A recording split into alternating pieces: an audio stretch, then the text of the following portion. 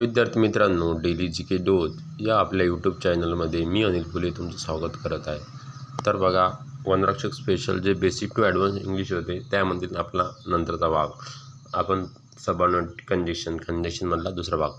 जी उपवाक्ये समान नाहीत ती सबऑर्डिनेशन कंडिशनच्या साहाय्याने जोडली जातात. यामध्ये दोन उपवाक्यांना स्वतंत्र अस्तित्व नसते कारण ते एकमेकावर अवलंबून असतात. सबऑर्डिनेटेड कंडिशन पहिलं आफ्टर, मराठीत काय म्हणतात त्याला, नंतर. त्याचा वाक्याचा वापर कसा होतो पाहता. He return after a long period of life, तो बऱ्याच काळानंतर परत आला. He return after a long period of life. दुसरं दॅट म्हणजेच की. He said that he was a student, तो म्हणाला की तो एक विद्यार्थी होता. नेक्स्ट ॲज, प्रमाणे की. He looks go strange as if he had a horrifying dream, तो इतका विचित्र दिसत आहे जसे त्याने एक भयानक स्वप्न पाहिले होते. बिकॉज म्हणजे कारण.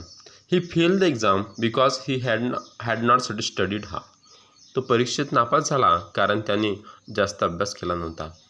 आता इफ म्हणजे जर तर. If you study hard you will get success, जर तुम्ही कठोर परिश्रम घेतले तर तुम्हाला यश मिळेल. सिन्स म्हणजे पासून. I wanted to become a class 1 officer since my school days, मला माझ्या शाळेच्या दिवसापासून वर्ग 1 अधिकारी बनायचे होते. अंटिल म्हणजे पर्यंत. He asks me to wait until I finish my presentation, त्याने मला माझे सादरीकरण पूर्ण होईपर्यंत थांबण्याची विनंती केली. नेक्स्ट व्हेन म्हणजे जेव्हा तेव्हा.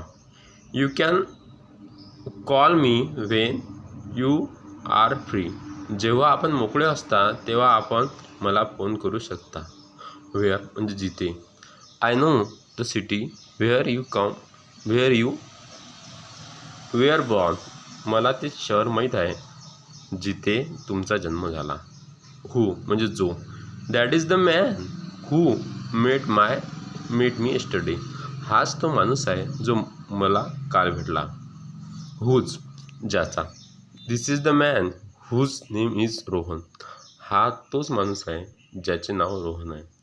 हुम म्हणजे ज्याला. This is the man whom I meet yesterday, हा तोच माणूस आहे ज्याला मी काल भेटलो होतो.